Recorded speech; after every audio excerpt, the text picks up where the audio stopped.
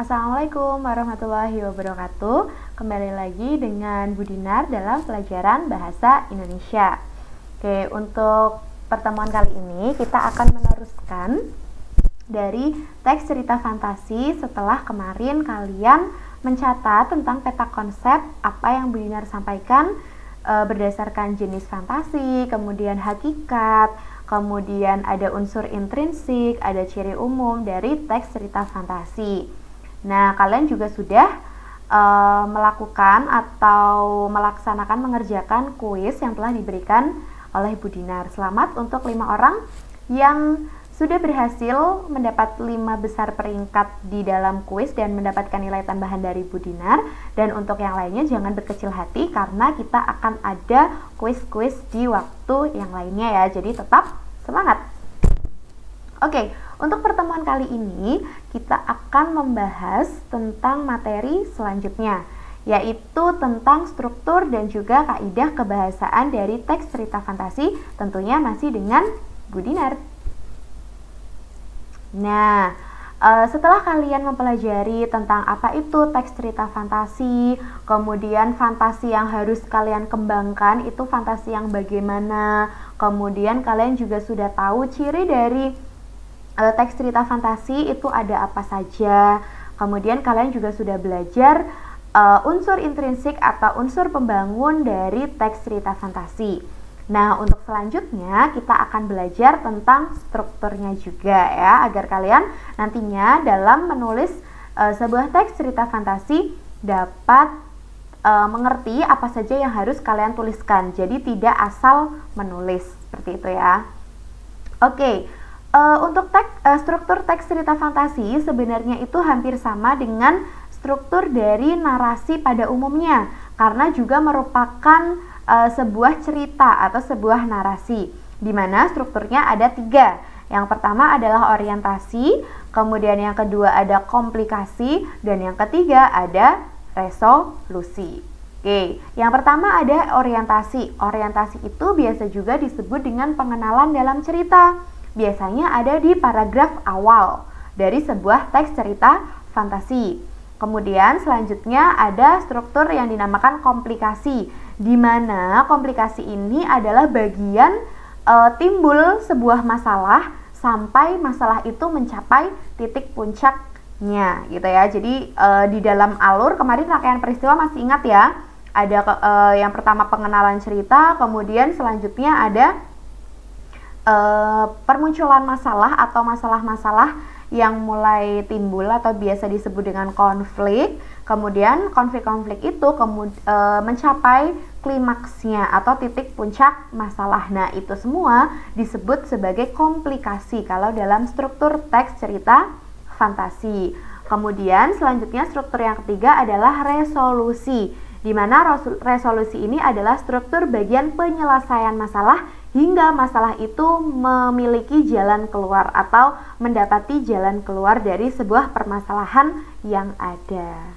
Oke, kita bahas satu-satu. Nah, yang pertama adalah orientasi.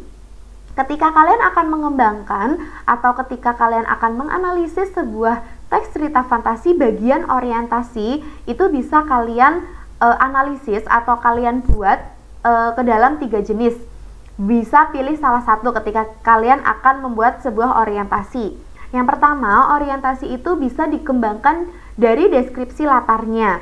Maksudnya apa? Maksudnya pengenalan ceritanya itu bisa berupa deskripsi latar dari cerita yang akan kalian buat. Contohnya sudah Bu Dinar tuliskan di sana. 3 rumah bergaya kerucut menyambut mataku.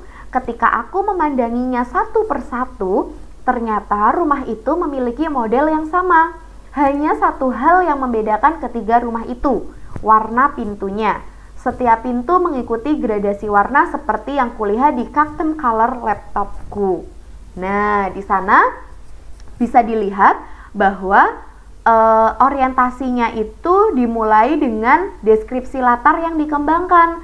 Jadi di sana langsung merujuk pada latarnya, yaitu 3 rumah bergaya kerucut. Maksudnya seperti itu ya. Bisa juga orientasi itu dikembangkan dari pengenalan tokoh, tidak mengenalkan latarnya, tetapi yang dikenalkan adalah tokohnya. Contohnya di sana Bu Dinar sudah tuliskan. Alian itu berhidung mancung. Dengan hidungnya yang menjulang, ia mengendus sekeliling. Sepertinya ia bingung dan mencoba mengenali tempatnya yang baru. Matanya yang sebesar biji kemiri berkedip-kedip memamerkan matanya yang kehijauan. Aku tahu dia bukan manusia sepertiku. Nah, di sana kalian bisa lihat yang dikenalkan adalah tokohnya dulu. Siapa itu tokohnya? Yaitu seorang alien. Beda ya dengan tadi orientasi yang deskripsi latar. Kalau yang deskripsi latar langsung mengenalkan 3 rumah bergaya kerucut, tapi bisa juga dikembangkan dari pengenalan tokoh, yaitu mengenalkan tokoh yang akan diceritakan di dalam teks cerita fantasi kalian. Kemudian yang ketiga itu juga bisa dikembangkan dengan mohon maaf, itu bukan pengenalan tokoh ya, Bu Dinar typo, yaitu dengan pengenalan konflik ya. Yang ketiga ini pengenalan konflik. Contohnya, kau harus membawanya kembali. Erza berteriak kalang kabut. Aku gugup, bingung, tak tahu apa yang harus kuperbuat.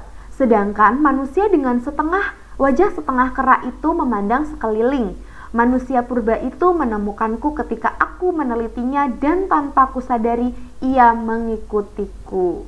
Nah, kalau di sana langsung pengenalannya itu menggunakan konflik dulu. Jadi langsung dipaparkan apa masalah yang terjadi di dalam cerita. Itu ada jenis pengembangan orientasi. Mana yang harus kalian pilih sesuai dengan apa yang kalian inginkan atau apa yang kalian imajinasikan. Boleh pakai deskripsi latar, boleh pakai pengenalan tokoh, boleh juga dengan pengenalan konflik. Ingat ya, di sini yang ketiga bukan pengenalan tokoh lagi, tapi pengenalan konflik. Oke. Kemudian yang kedua, struktur yang kedua adalah komplikasi. Di sini komplikasi tadi seperti yang sudah Bu Dinar jelaskan adalah tahap mulai masalah muncul hingga masalah itu mencapai titik puncaknya atau dinamakan klimaks. Nah, dalam komplikasi itu ada 3 pengembangan juga seperti tadi orientasi. Pengembangan yang pertama adalah dengan menghadirkan tokoh lain. Jadi di dalam komplikasi itu bisa dengan menghadirkan tokoh. Contohnya sudah Bu Dinar tuliskan di sana. Tiba-tiba seorang alien yang berukuran lebih besar datang. Perutnya buncit dan bibirnya berwarna merah. Matanya merah. Alien berhidung besar itu tiba-tiba mengeluarkan cahaya merah dari tangannya yang membuat alien kecil kepanasan. Nah, di sana permunculan masalahnya adalah dengan menghadirkan tokoh lain. Siapa tokoh lainnya? Alien yang berukuran lebih besar. Maksudnya seperti itu ya. Bisa juga komplikasi itu dikembangkan dengan mengubah latar. Contohnya, laut yang tadinya tenang berwarna biru muda kehijauan bergelombang berbuih. Gerakan air itu menandakan sedang ada yang terjadi di dunia samudra. Aku harus memeriksa apa yang terjadi. Aku tak ingin melihat warga bumi terluka karena pertempuran samudra. Nah, itu kan mengubah latar. Yang awalnya tokoh aku itu ada di daratan atau ada di bumi. Kemudian dia si penulis mengubah latar menjadi di laut atau di samudra. Contohnya seperti itu. Dan yang terakhir, bisa juga komplikasi itu dikembangkan dengan melompat pada zaman yang berbeda. Jadi lompatan zaman. Awalnya lagi ngomongin zaman sekarang, kemudian melompat menjadi zaman yang akan datang atau zaman lalu. Contohnya seperti itu. Nah, contohnya Bu Dinar sudah tuliskan di sana juga. Di tengah saya asyik mengamati candi, tiba-tiba bumi bergoncang dan belum saya terdorong ke sebuah tempat kemilau yang serba keemasan. Baunya harum dan indah. Sebuah kerajaan megah ada di hadapanku. Nah, di sana melompat ke zaman yang berbeda. Yang tadinya lagi di zaman sekarang mengamati candi, kemudian dia ada di sebuah kerajaan. Kalau kerajaan pasti itu zaman dahulu atau zaman prasejarah gitu ya, zaman dahulu. Jadi itu bisa dikembangkan dengan melompat ke zaman yang berbeda. Sama seperti orientasi, nanti juga tergantung kalian sebagai penulis cerita. Boleh mengembangkan komplikasi dengan menghadirkan tokoh, boleh juga dengan mengubah latar, boleh juga dengan melompat pada zaman yang berbeda, tergantung masing-masing kalian. Kemudian struktur yang terakhir adalah resolusi. Resolusi itu adalah tahap dari penyelesaian masalah atau penurunan masalah hingga mencapai jalan keluarnya. Nah, di sana juga dapat dikembangkan dengan 3 hal. Yang pertama dapat dikembangkan dengan lompatan waktu. Contohnya, 2 tahun kemudian Varta telah sampai di galaksi Andromeda dan bertemu dengan Ozzy. Ia akhirnya menemukan saudaranya di planet yang berbeda. Perjalanannya tak sia-sia. Nah, itu kan ada lompatan waktu. Dari sekarang kemudian melompat ke 2 tahun kemudian. Itu boleh. Tiba-tiba kalian menceritakan 2 tahun kemudian atau berapa tahun kemudian dan sebagainya. Itu boleh. Kemudian bisa juga penyelesaian masalah itu dikembangkan dengan sebab akibat yang unik. Contohnya, setelah saya menyebutkan semua perilaku baik yang pernah saya lakukan, pintu terbuka. Dan tanpa kuduga, saya sudah berada di depan meja belajarku. Akhirnya, Doni bisa kembali ke dunia asalnya. Nah, itu kan sebab akibat. Sebabnya apa? Oh, sebabnya dia sudah menyebutkan perilaku yang baik. Akibatnya apa? Pintunya terbuka dan kemudian si tokoh bisa kembali ke masa yang sekarang, kayak gitu. Contohnya kayak gitu, itu bisa. Kemudian yang terakhir bisa juga dikembangkan dengan kejutan. Hai, Putri Candi menguap. Putri terbangun dan dari 3 tahun tidur panjangnya. Nah, itu dengan kejutan-kejutan. Tiba-tiba si Putri Candi itu menguap dan kemudian dia bangun setelah perjalanan tidur yang panjang. Contohnya seperti itu. Itu adalah sebuah kejutan-kejutan atau surprise ya kalau dalam bahasa Inggrisnya. Sama seperti orientasi dan juga komplikasi, resolusi itu juga bisa kalian pilih salah satu dikembangkan dari lompatan waktu atau dikembangkan dengan sebab akibat yang unik atau dengan sebuah kejutan atau surprise dari cerita yang ada. Itu struktur dari teks cerita fantasi. Nah, kemudian kita beralih ke kaidah kebahasaannya. Kaidah kebahasaan dari teks cerita fantasi yang pertama adalah menggunakan kata ganti. Pastinya kalian masih ingat kan kata ganti yang Budin sudah ajarkan di teks deskripsi. Silakan nanti kalau lupa kalian bisa mengulas catatan kalian di teks deskripsi kemarin ya. Contohnya ada aku, kamu, dia, mereka, kita, kami, dan juga lain sebagainya. Kemudian kaidah kebahasaan yang kedua yaitu menggunakan konjungsi. Masih ingat ya apa itu konjungsi? Konjungsi adalah sebuah kata hubung. Dan konjungsi yang digunakan dalam teks cerita fantasi adalah konjungsi temporal. Oke. Nah, konjungsi temporal itu adalah kata hubung atau konjungsi penanda urutan waktu. Contohnya setelah itu, kemudian, sebelum, sesudah, akhirnya, dan lain sebagainya. Kemudian yang ketiga, menggunakan kata atau ungkapan keterkejutan. Tadi ketika kalian akan menggunakan resolusi dengan mengembangkannya dari kejutan-kejutan, maka kalian harus menggunakan kata atau ungkapan kejutan. Contohnya tiba-tiba, tanpa diduga, di tengah kebahagiaannya, dan lain sebagainya. Jadi kata-kata yang membuat pembaca itu merasa terkejut atau merasa penasaran gitu ya.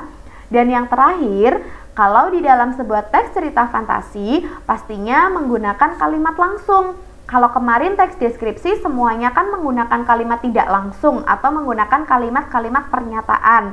Nah, di teks cerita fantasi karena di sana ada tokoh, maka ada kalimat langsung atau dialog yang kalau di teks cerita fantasi itu penulisannya harus menggunakan tanda petik ya. Contohnya, hari ini ada pelajaran bahasa Indonesia, ujar Diva pada temannya. Yang harus diperhatikan dalam penulisan kalimat langsung harus diapit dengan tanda petik ujarannya.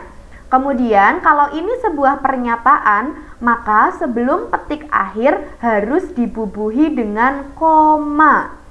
Nah, kemudian setelah petik akhir, ini ditulis dengan huruf kecil. Kenapa? Karena masih dalam satu kalimat. Maka tidak boleh menggunakan huruf kapital. Yang harus menggunakan huruf kapital adalah kata awal di dalam tanda petik.